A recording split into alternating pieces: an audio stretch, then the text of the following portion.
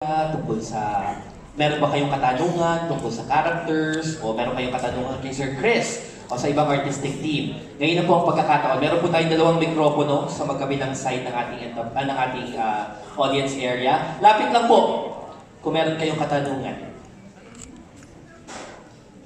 O comments. Nagandahan ba kayo? Naiyak ba kayo sa ending? Kami medyo naiyak kami sa ending. Meron bang naiyak dito? Meron po ba? Don't be shy. Ayan, sir. Sige po. Ayaw tanong.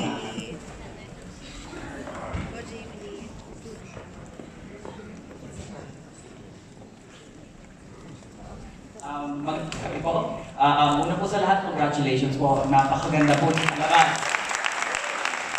Naiyak na ako kanina. Pero po sana akong dalawang tanong. Una, ano po yung naging thought process sa pag-decide na ang gaganap po kay Mabini ay isang babae? At ikalawa po, ang tanong ko po ay, ano rin po yung naging thought process sa pagpili ng steampunk bilang parang aesthetic for the show? Yung originally yung ang umpisa ng Mabining Mandirigma hindi musical. No, bago ko pagpatuloy dito yung ating librettist at manunulat, no, si Monique.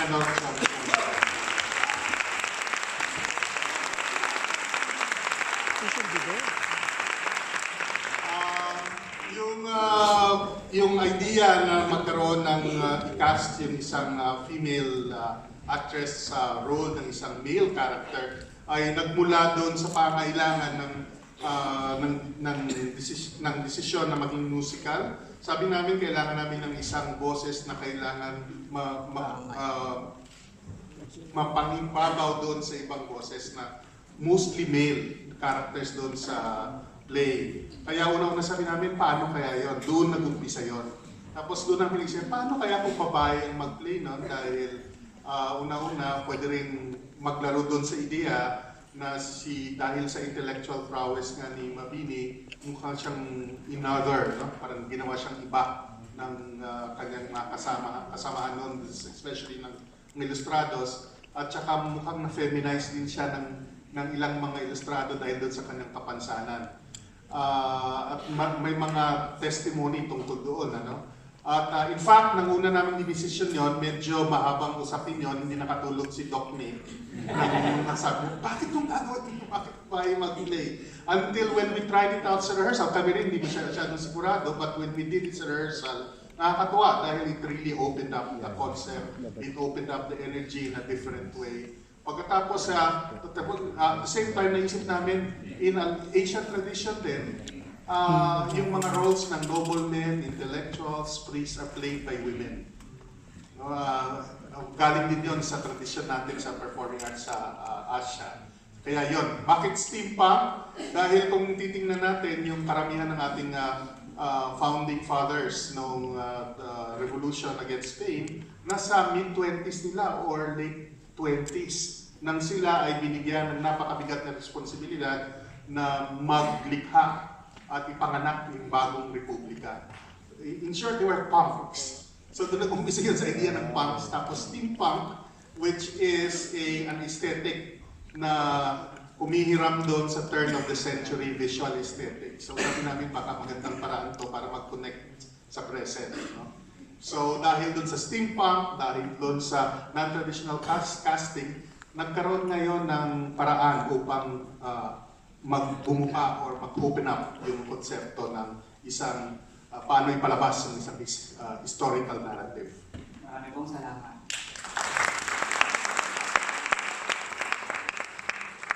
Ano ba po? Katanungan?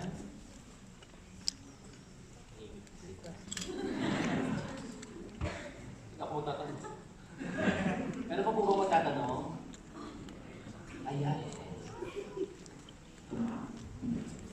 Congrats po sa cast po ng Mabining Mandirigma po.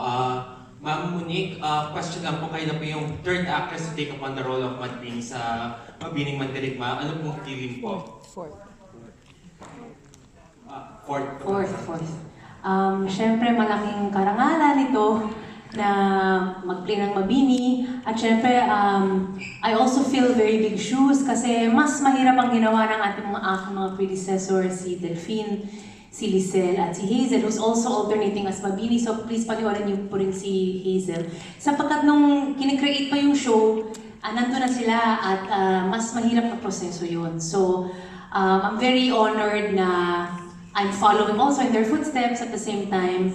Malaking, hindi lang karangalan, pero tungkulin ang gumanap ng isang Mabini sapagkat sa sitwasyon ng country natin ngayon, talagang kailangan nating pag-isipin kung ano talaga yung kamalayang revolusyonaryo na sinasadula namin dito sa play. At the same time, it's a very big challenge kasi siguro this is one of the most... Si Oti Hemora nga na aking matalik na kaibigan, tinanong niya sa akin nung sa backstage before the show. Kasi si Odi actually nag-introduce sa akin na sumali ka sa Tanghalang Pilipino 28 years ago, something like this.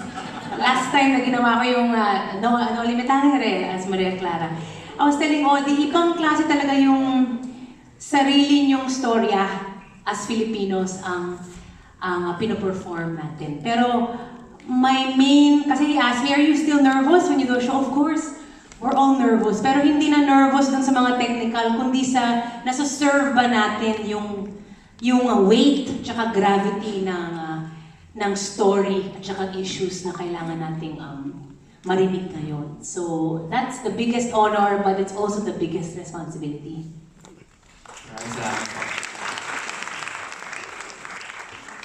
Okay, hello. First of all, I want to say that your show is amazing. It's wonderful. This is my first time seeing this, and I'm from Indonesia, and then I also have a friend from Portugal. We were invited by a friend, and then actually, to be honest, I don't understand the language, but I feel like through scene by scene, I got all the emotions, and even like when the scene of the son and the mother, I got really emotional there. And even though I don't understand the language, you really made me feel that. So it was amazing. And probably, I don't know if my question has been asked before or not, but how long actually do you prepare this show, like all of this? Because everyone is so flawless. Yeah, I'm like, you did.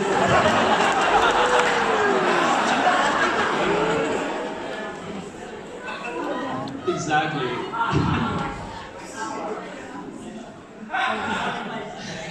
Well, are you finished? Not yet. Sorry. I mean, like, everyone is so flawless. Everyone like is into their character that much. I don't know. I'm speechless. I'm awed by this. So my question will be like, how long actually do you prepare this show, and what are the biggest challenges that actually you found through the process of actually preparing this? Thank you so much. Kinabahan ako. Okay. Well, this is the 4th staging of Mabining Mandirigma. We did the show back in 2015. 2015, it was a long script by the brilliant Nicanor Tiongson. During the process, we read through it, and this is the thing that you saw now is really a product of that process back in 2015. But for a month, I believe we've been rehearsing and we've been rediscovering the story because most of the ensemble are new. I am a returning cast. I was part of the first Mabining Mandirigma, and it's such an honor to be part of it now. And it is also surprising as an actor to be able to see new nuances and new things while going through the process of rediscovering the text. So with your question, how long? It's 1 month, but what you've seen tonight, is a product of 2015 up to up to now. And we are eternally grateful that you liked it, even if you didn't understand the Well, pitch. actually, I had a friend who Translating it to guide you? me step by step exactly. Oh, that's great. Kudos to your friend, whoever that is. Yeah, and I think we succeeded in a way because this is the first performance that we have an audience really, and we didn't really know if we'll be able to have that magic the last time that we had it. And you know, your reaction tonight really said that. So yeah, so I hope we can keep it that way. But thank you very much. Thank you so much.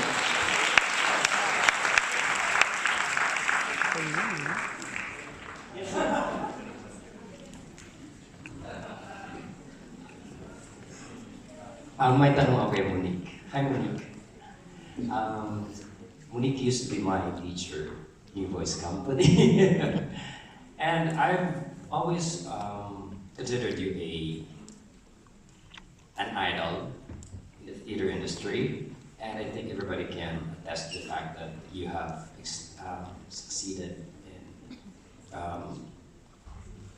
bringing up the theater industry, one of the personalities. My question right now is, ano ba ang naging kapansanan mo dito sa pag-take ng role ni Mabini? Kung meron. Meron din. Kasi syempre, sanay tayong mag-musical sa Ingles. Diba? Yes. Kaya mahirap yung language. Tsaka hindi siya colloquial na Tagalog din. Napakaganda ng sulat ni Doc Nick na very classical na Tagalog na. Pero talagang napamahal ako sa sarili nating wika. Kasi inisip ko, bakit hindi ko alam ang mga words na ito nung lumalaki ako. So, there's even a personal transformation in terms of language. Second, syempre, to play a man. Diba? So, na may kapansanan din, na may physical challenge. At the same time, yung music also very challenging. Kasi it's very sophisticated music in a way, pero at the same time, ang pagsulat din ni Jed is very genius. Kasi pati yung rhythm, may kabuluhan. May meaning lahat ng sinulat niya doon. So, kailangan kami as artists, sinaserve din namin yun kahit dumudugo na yung mga labi namin at mga lalamunan. So, there are many technical challenges also. At the same time, matagal na rin akong hindi nagteteatro. So, it's another landscape to go back into. Kasi ang aking naging buhay in the last 7 years is 1 Billion Rising. Dito mga friends ko sa Gabriela. Sa pagiging aktivista. Pero kasi hindi madalas na magkaroon ng isang chance mag-perform sa isang show na pwede mong i-marry yung pagka-artista at pagiging aktivista. But at the same time, may challenge din yon. Kasi syempre, pag nakikita ko yung mga Gabriela sisters ko na nasa SONA, nasa kalsada, hindi ako pwedeng sumama kasi baka mawalan ng boses. I mean, there are many rigid sacrifices you have to make if you're going to do a show like this. Kailangan magpahinga, kailangan talagang dedicated at walang ibang ginagawa. So, it's really an extreme discipline to be able to serve the story and the music. Pagkatapos ito, Monique, ano ba ang susunod mong proyekto? Meron na ba? Ino-launch na po namin ang 1 Billion Rising 2019 sa September. Theme ay rise against fascism, rise against tyranny, rise against dictatorship. Lahat po ng narinig ninyo sa show na ito. Although movement siya to end violence against women and girls, alam naman natin na kailangan ang liberation of women is connected to the liberation of the country. So, yan po ang next step. Maraming salamat. Congratulations. Maraming salamat po. Magkakaroon ako ng isang